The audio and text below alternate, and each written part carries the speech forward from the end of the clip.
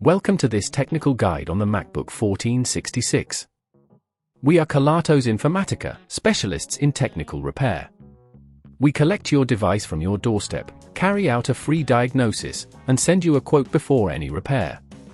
No phone calls, no trips to the shop. We are based at Calle Joaquín María López 26, Madrid. Convenient, transparent and professional. Link in the description.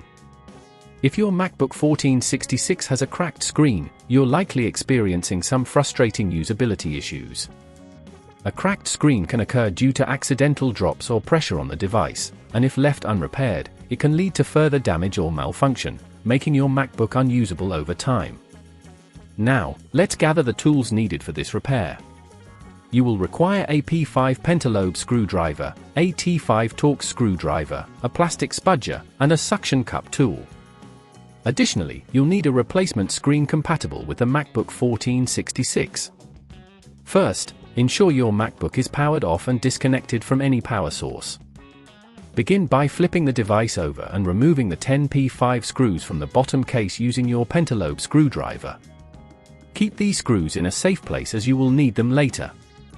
Once the screws are out, gently use your plastic spudger to pry open the bottom case. Be careful around the edges to avoid damaging any internal components. The component we need to focus on is the display assembly, which is attached with several screws and cables. Locate the T5 screws securing the display hinges, and carefully remove them.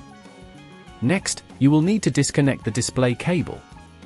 Gently lift the connector using your plastic spudger to avoid damaging the cable.